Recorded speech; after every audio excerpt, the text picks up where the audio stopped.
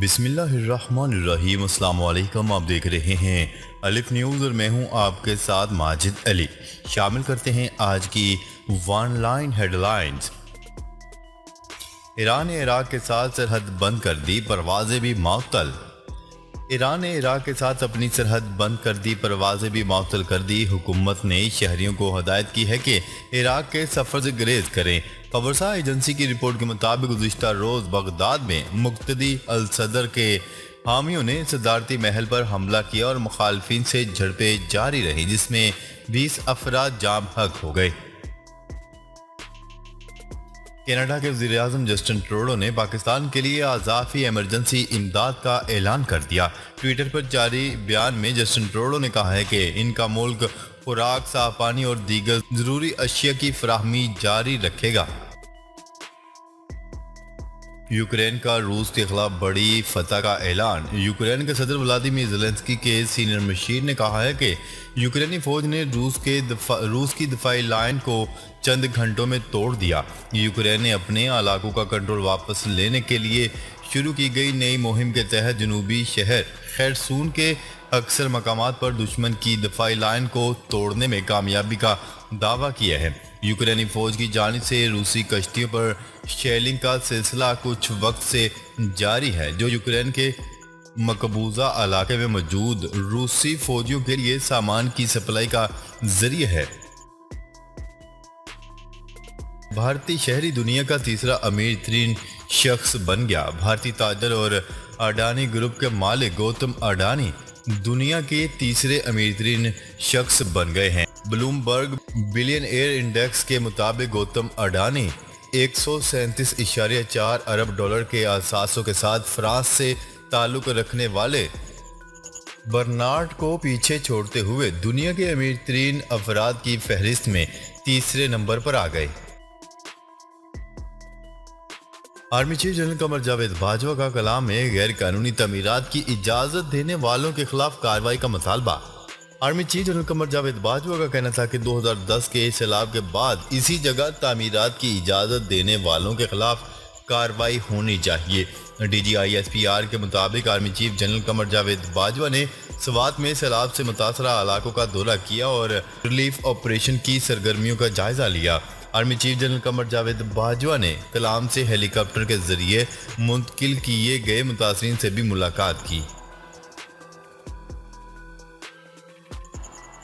عراق جھڑپوں میں 23 افراد ہلاک، ملک میں کرفیو نافذ۔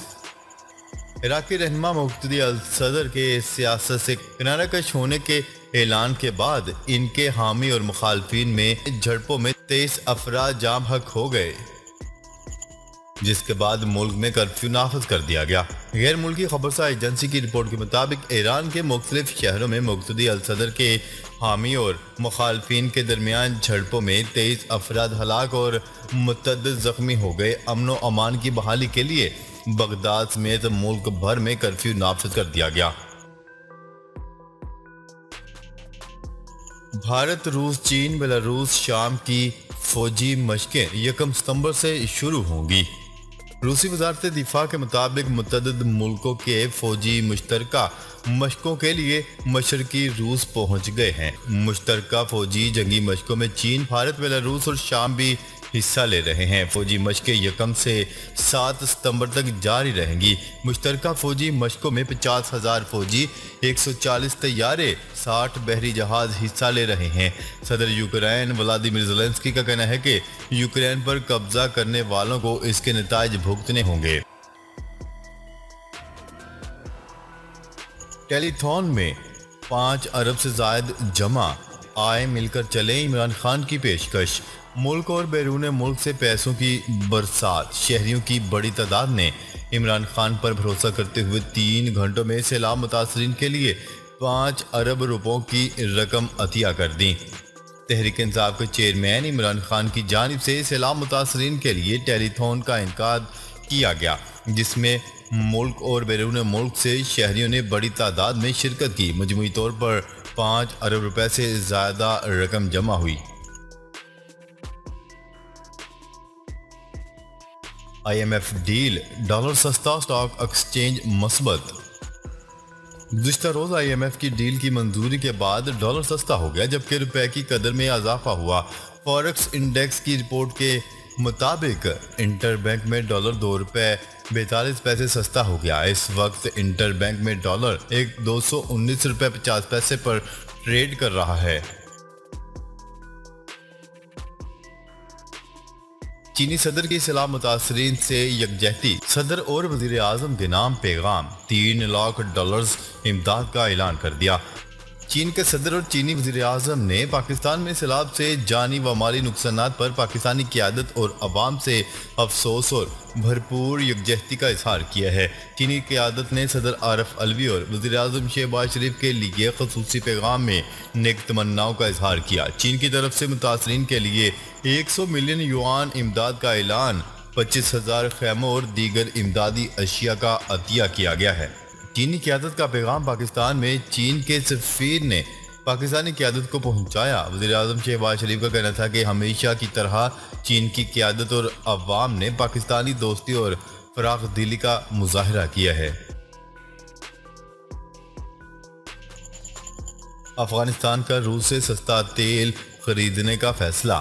طالبان حکومت نے بھی سستے داموں پیٹرول کی خریداری کے لیے روس سے معاہدہ کرنے کا فیصلہ کر لیا۔ غیر ملکی خبرساں ایجنسی کی رپورٹ کے پابندیوں کے باوجود بھارت اور میانمار کے بعد اب افغان حکومت بھی روس سے سستا پیٹرول خریدنے کی خواہش رکھتی ہے۔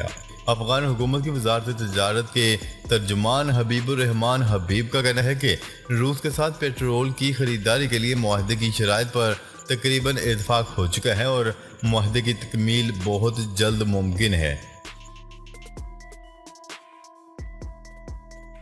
فیول ایڈجسٹمنٹ 200 یونٹ کے بجائے تمام صارفین کو ریلیف دینے کا حکم۔ فیول ایڈجسٹمنٹ کی معافی کو 200 یونٹ کی بجائے تمام صارفین کو ریلیف دینے کا حکم دے دیا گیا۔ Lahore high court Rawalpindi bench نے بجلی صارفین کے حق میں بڑا فیصلہ سناتے ہوئے حکم نامہ جاری کیا ہے کہ فیول ایڈجسٹمنٹ کی مد میں 200 یونٹ کے بجائے تمام صارفین کو دی جائیں۔ بجلی کے بلوں میں فیول ایڈجسٹمنٹ کے معاملے پر فیصلہ Lahore high court Rawalpindi bench کے جسٹس جواد حسن نے سنایا۔ اقوام متحدہ کی پاکستان کے لیے $16 کروڑ امداد کی اپیل۔ اقوام متحدہ کے سیکرٹری جنرل انتونیو گوتریس نے پاکستان میں سیلاب کی صورتحال پر خطاب کرتے ہوئے کہا ہے کہ مہاجرین کی میزبانی کرنے والے ملک پاکستان کو مشکلات کا سامنا ہے جبکہ پاکستان میں سیلاب اور بارشوں سے ہونے والی تباہی پر رنجیدہ ہے۔ الفاظ غیر مناسب تھے تو واپس لینے کو تیار ہوں، عمران خان کا توہین عدالت کیس میں جواب۔ ذرائع کے مطابق عمران خان کا جواب اسلام آباد ہائی کورٹ میں جمع کروا دیا گیا جس میں کہا گیا ہے کہ ججز کے احساسات کو مجروح کرنے پر یقین نہیں رکھتے، الفاظ غیر مناسب تھے تو واپس لینے کے لیے تیار ہوں۔ انہوں نے کہا ہے کہ عدالت تقریر کے سیاق و سباق کے ساتھ جائزہ لے اور پوری زندگی قانون اور آئین کی پابندی کی ہے۔ عمران خان نے استدعا کی ہے کہ ان کے خلاف توہین عدالت کا شوکاز نوٹس واپس لیا جائے۔ ناظرین، اب تک کے لیے اتنا ہی، مزید خبریں لے کر بہت جلد آپ کی خدمت میں حاضر ہوں گے، تب تک کے لیے اپنا خیال رکھیے گا، اللہ نگہبان۔